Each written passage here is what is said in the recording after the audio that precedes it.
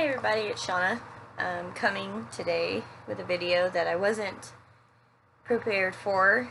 My mind's been thinking on some projects I've got to get done, but I got a message today from a man on Twitter who informed me that my videos really help him, and I appreciated that. And I've gotten some that say that, but it was this particular message. It just warmed my heart, and I had not thought to get on here and do a video.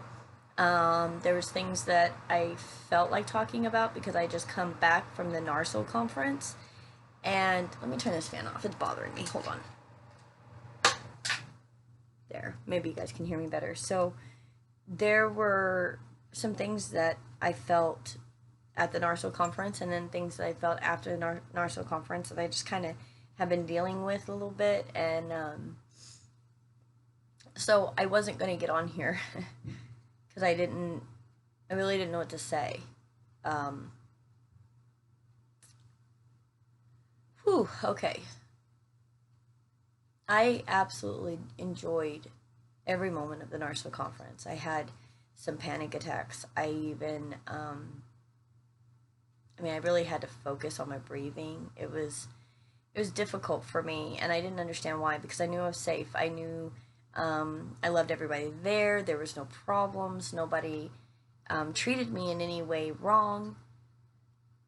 But I got triggered in a way that never happened when I was in group, ever. But it was almost like it had to happen, because I started remembering more things that had happened to me that I had completely forgotten about. And I believe that there isn't a good way to go about this crusade that I'm trying to step into without actually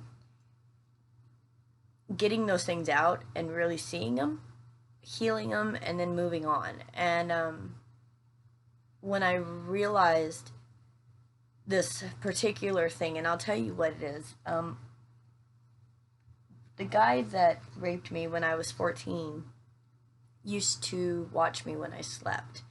I did not remember that he used to watch me while I was sleeping. And then I was there, and for whatever reason, I did have a friend with me, and I think maybe being in the same room with somebody other than my husband, or somebody that I trusted, or that I'd been around a long, long time, I should put it that way, because I trusted the person I was with. But it made me feel like I was very vulnerable, well, at night. And I didn't understand why, because I trust the person I was with, right? So I was like, what's going on? And as soon as I asked what's going on, that vision popped in my head. I was right back in that situation. I was in my bed. I had just woken up. I saw his face. And it's weird, because when I think of the rape, I don't see the face. I don't think of that. I hadn't seen his face in my mind in years.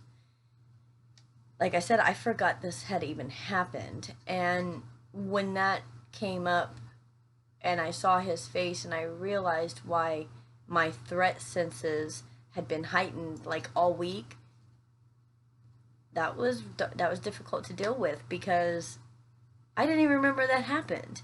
And then all of a sudden, now I'm dealing with something that, in the middle of this conference, when I'm meeting people and I'm enjoying my conversations, and yet I feel like I can't breathe. And the whole time I'm thinking, Shauna, don't blow it. Shauna, don't blow it. You need to talk with these people so that you can network and you can build, and you got to know who these people are. And so the whole time I was just trying to keep myself calm, and I had some really great people there that did amazing things for me to help keep me calm. Gail, Coletta, you already know. Teresa, and she was one of the therapists there. I can't remember her name, and she's on my feed. I'm so sorry, but Teresa, she helped me in a moment that I really, really needed it. And everybody was kind of like in the conference rooms and stuff, and she really shared with me what she had already presented and I had watched, and then she shared a little bit more, which was great, because I already had the knowledge, I was just not using it. And she was like, Shauna, sit down, use this, breathing techniques, envisioning, calming energy. And it was just amazing. But I was really disappointed that that came up then, like, because I wanted to be myself with my ideas. And, I felt weak for like no reason. There's no reason for me to feel that way. And anybody that knows me knows I really don't like feeling weak at all. And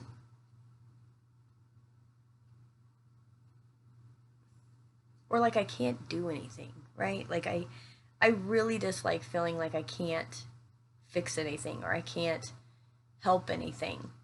That that really bothers me. I want to help. I want to do whatever I can. And if I feel weak, then I feel like I can't. Which, guys, Shauna with weakness, not good. I don't like that feeling. So I'll exercise or whatever to help me feel stronger, and it also clears my mind so that I can think and put the message out there that needs to be put out there. Because I could get on here and ramble and be mad and yell and scream and but that does nothing, right? That does nothing. And so my poor husband, he deals with it. And then he tells me, it's going to be okay and, that I got this and I can do it. And then I feel better because I have that support system in my life. And here's the problem with that, though. I have that. There are some that don't. And I know that. And I don't know how anyone could get through this type of ordeal or any type of criminal ordeal without a support system. And for those who are watching that do not have a support system, you have one with your community of other registrants, because we all understand that there's a better way to do this. And that's why I decided to do my channel, because I thought, well, hell, if I'm dealing with this stuff, if I feel this way, I know everyone else is feeling this way. And I was in group for all those years. I know this is how people are feeling. And sometimes it just helps for somebody else to be able to click on a video and see that other people are dealing with the same things, and it's true. We need to know we have other people that understand. We have other people that are there for us. We have other people that can be our sounding board, our shoulder to cry on.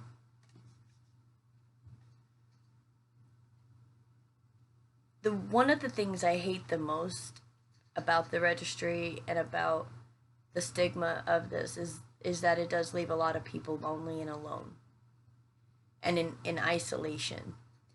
And isolation is completely different than solitude. Solitude, you choose. You're like, nope, I need a moment. I'm going to go into solitude. I'm going to figure my stuff out. And I just need everybody to leave me alone. Isolation is feeling like you're the other and that you're no longer accepted by anybody else. And I learned this at the NARSO conference, which I guess I had an idea of it, but I didn't truly understand it. And when we feel like we're the others, humans, society as a whole, any human being that feels like they are the other, they are different, they are exiled, they're no longer accepted.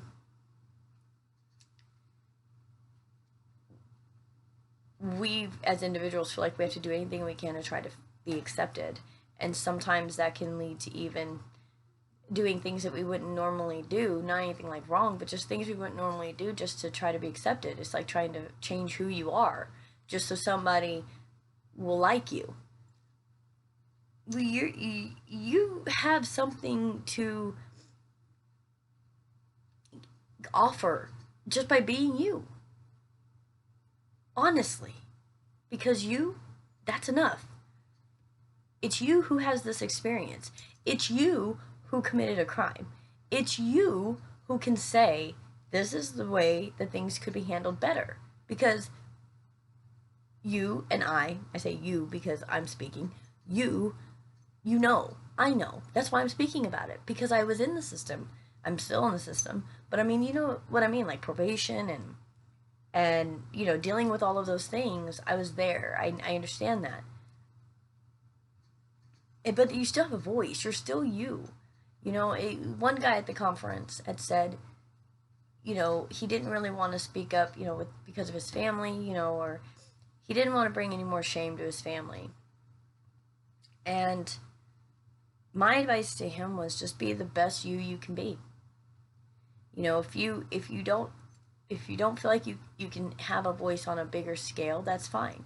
Be the best you can be. That way when somebody says, oh, well, did you hear about Josh, or did you hear about Sandy, or did you hear about Tim, whatever, it doesn't matter what they read in the paper or online or whatever, because they're going to say, you know, I've known that guy 5 years and he's a great guy. It's the perception of society around this that makes everyone scared. And fear is a crippling thing.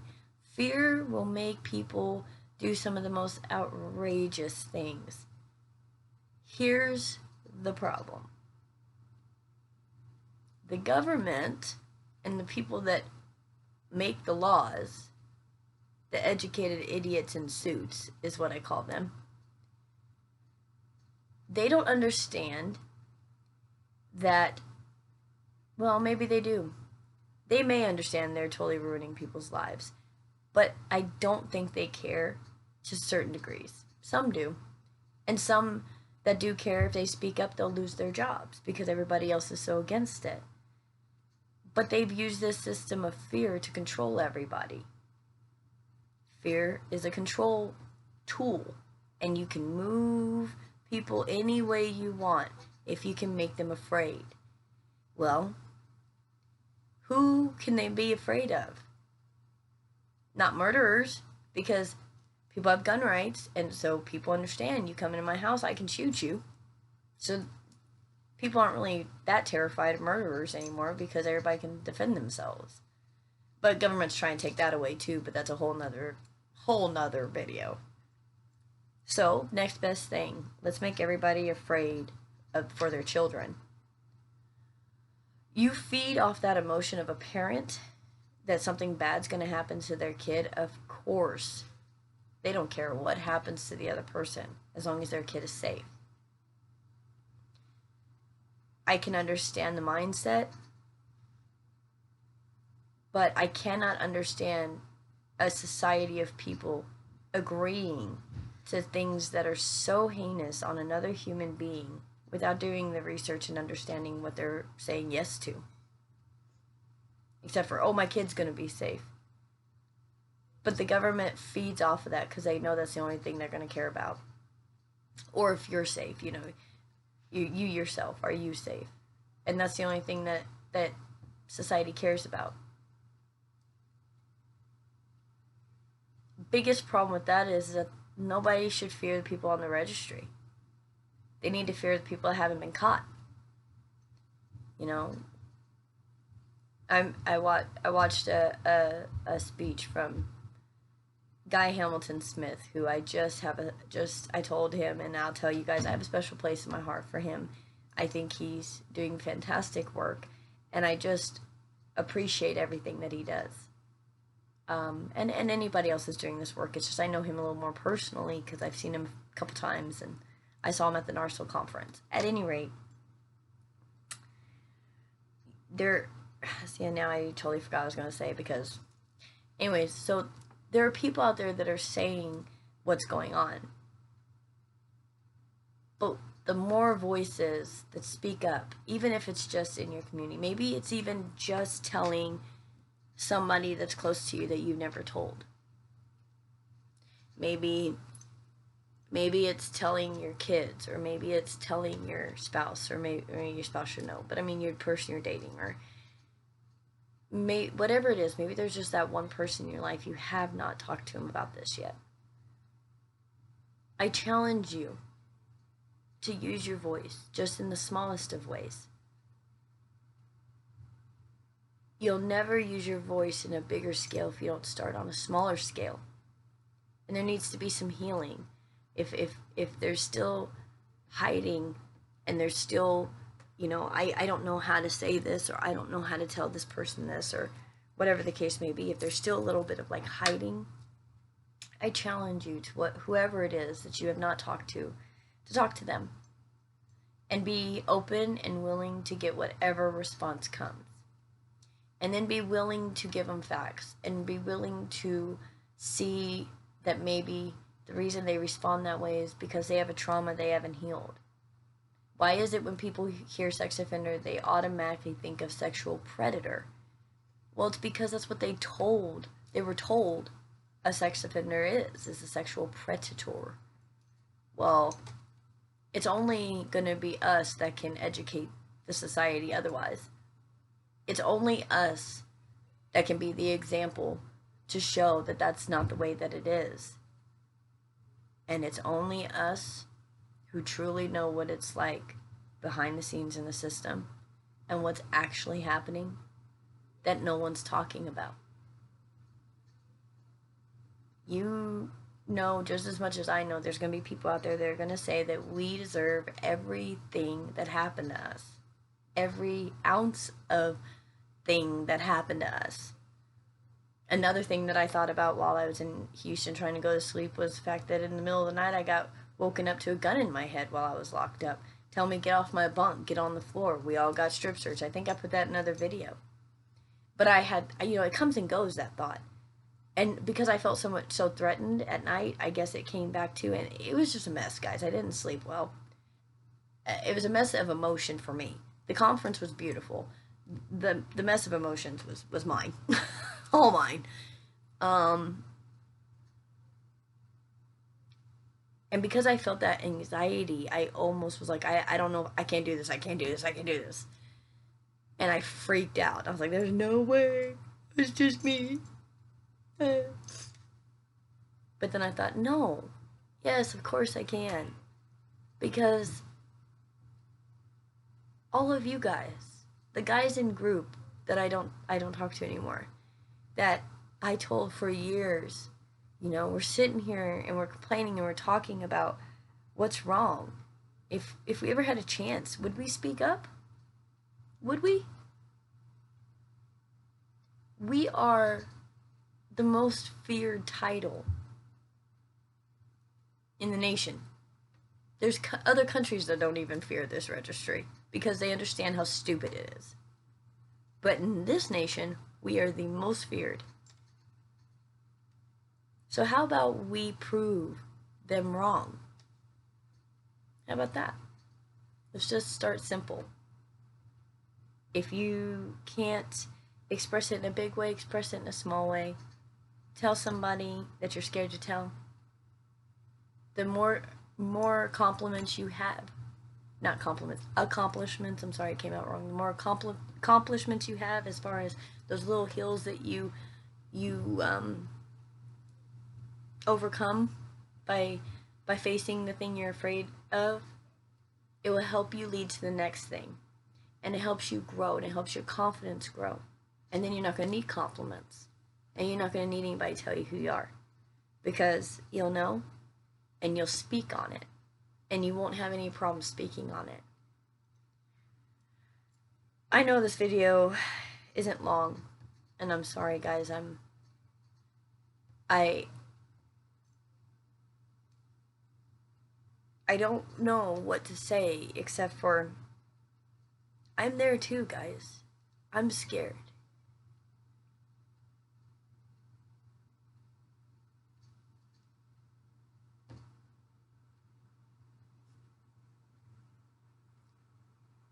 I'm very scared.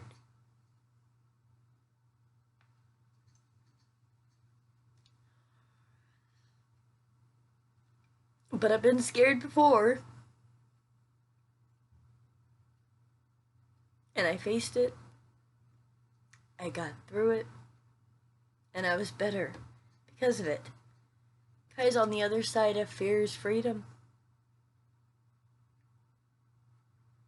Sure, I'm still on the registry. But inside I feel free. Because I know who I am, and I'm not going to let them tell me who that is anymore.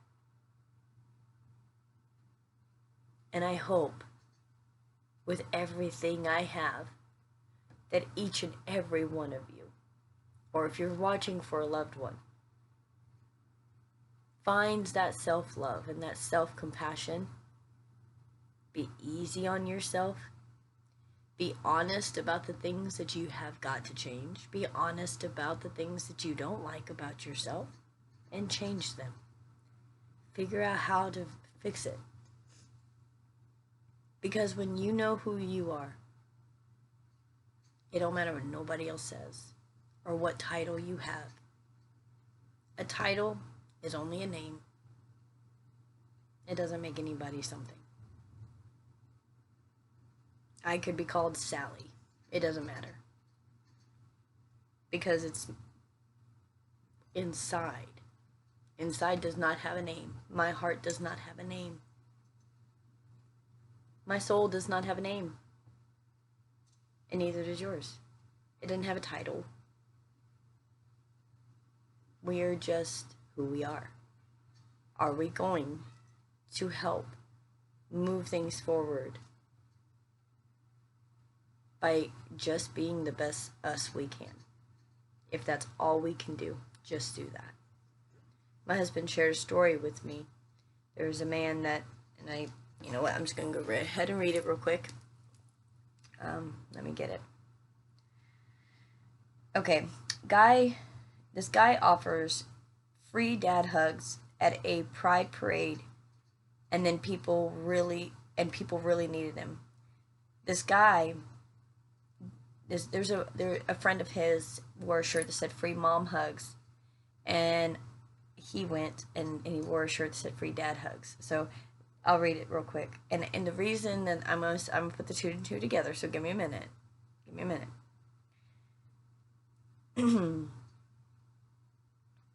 First, let me see. Here's the picture. Beautiful. It says, Scott Dittman, better known to his friends as Howie, says he doesn't wake up in the morning thinking of himself as an LGBT ally. But last weekend, he still made a big impact. Dittman, 44, heard his friend Dina was heading to Pittsburgh Pride with Free Mom Hugs, an organization that assists LGBT people and also provides hugs at Pride events. This is a quote. And I just said, well, I'm going to go too. And I hopped on Amazon and grabbed a free dad hugs t-shirt. I just thought it would put a smile on people's faces. What he didn't expect was just how big an effect it had, not only on Pride attendees, but on himself. The first person to hug him was a young woman on the right. I turned around, this is a quote, I turned around and she was just standing there in front of me with tears in her eyes. She just threw her arms around me and just thanked me over and over and over again. The second big moment was the man to his left. He told Dittman he was abandoned by his parents when he came out at 19. He just, quote, he just sobbed and thanked us, said Dittman. He just melted. It was an honor to be involved in that, but it was terrible at the same time. He said there were all kinds of hugs that day, happy ones with tears, ones full of joy. He could just tell that when people saw him, a switch would flip. You could tell they hadn't had something as simple as a hug from their dad in a long time.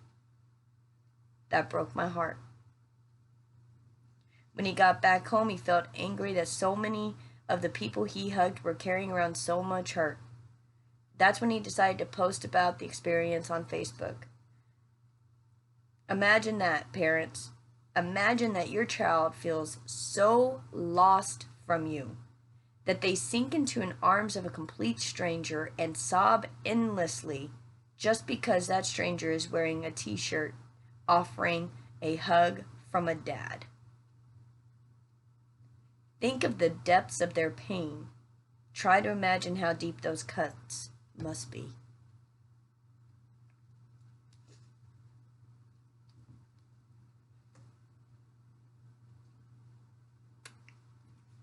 And this was written by Lauren Strapigal, BuzzFeed.news, and it was posted today. Guys, when my husband shared that story with me, I have a lot of gay friends, and I am bisexual myself, and I remember after my divorce from my first husband, I started dating a female. And my stepdad and my mom kicked me and my children out of their home because of it. I had not brought her around. I knew they would not accept it. But my mom wanted to talk to me and, tell me what's going on. And I trusted her and I told her. And the next day, they kicked us out. So I understand what that is like. But I wanted to switch that to as far as registrants or anyone who has done something that other people can't quite understand, because I think that's the biggest misunderstanding when it comes to any lesbians, gay, transgender, anybody that is not what people think are normal, which, by the way, normal needs to fucking be taken out of the dictionary. That's just a little, opinion from Shauna. Take out the word normal from your vocabulary. People think of this idea of what they think the world should be, and when things are different or people are different, they want to say, well, that's the bad. People have this thing inside of them, and I have it as well, and so do you. We all want to be seen of as good. We all want to be seen of as helpful, as loving, as caring.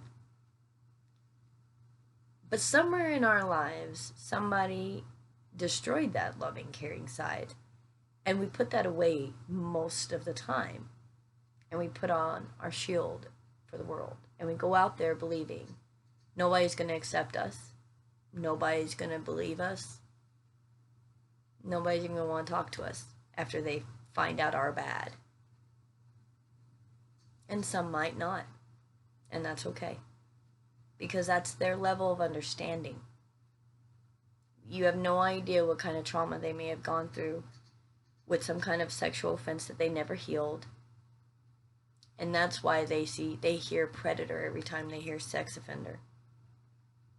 Maybe they were preyed upon. And maybe that needs to heal.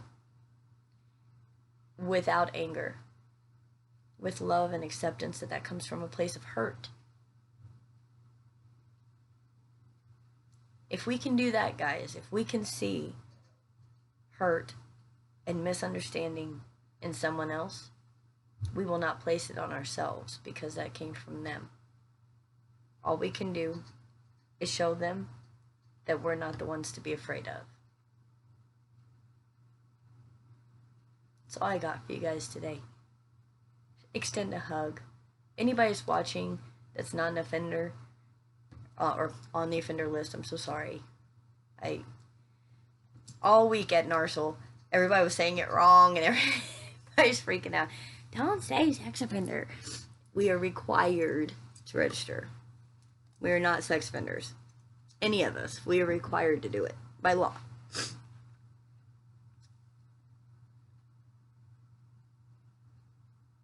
I say that because the person you're talking to on the registry is not offending anybody.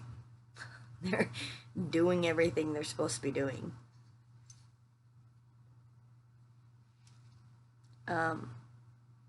The compassion that man had for people who felt like they were completely misunderstood. is amazing to me. And it, you know what? And it was amazing to him. And he had no idea it was going to have that impact on him. And maybe I'm a bit of a dreamer, but I believe that if we can show that kind of compassion towards a world that's just afraid of us, and that's all it is, because they don't understand, and they've been given misinformation, and there's been absolutely no communication, I believe that people who are so against this could get so much out of it if we raise our voices, if we show them compassion, if we show them we're not the bad guys, and show them how to see signs and to protect themselves and to protect their kids. Because we know. That's it, guys. I hope this helps. Helps everybody. Send me some comments, like it, share it, subscribe.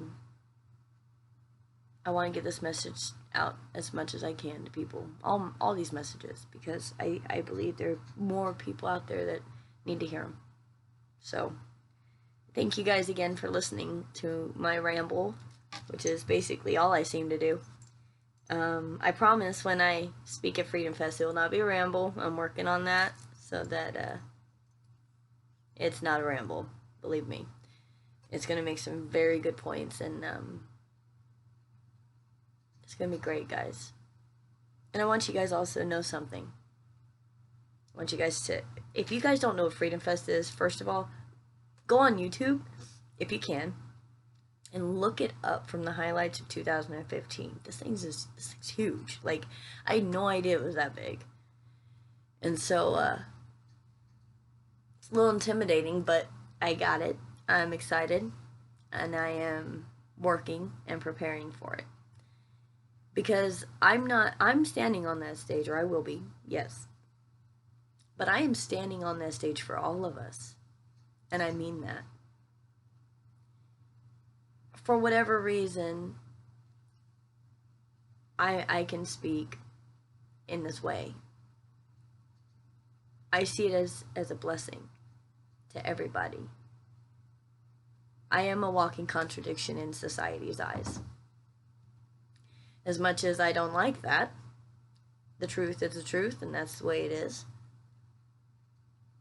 And I'll use that to help bring the message. And if it changes people's opinions of everybody just because they initially accept me because of the way I look, okay, that's their thoughts. That's their thought process, which is shallow and in some ways just uneducated, mostly just uneducated. So I understand why people want me to speak, and I'm good at it. But I want you all to know that I'm up there for all of us. I will think about each and every person I've met on this registry while I'm up there talking.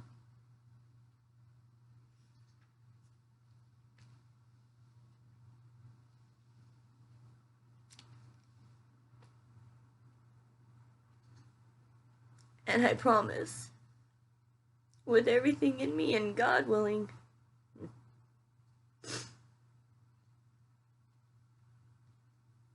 I'll change some hearts, guys. The facts, the information I'll give them will change some hearts for all of us. I'm gonna go now. I gotta go. I love all of you. And thank you for your support. It means the world to me. And I love all you. Thank you again.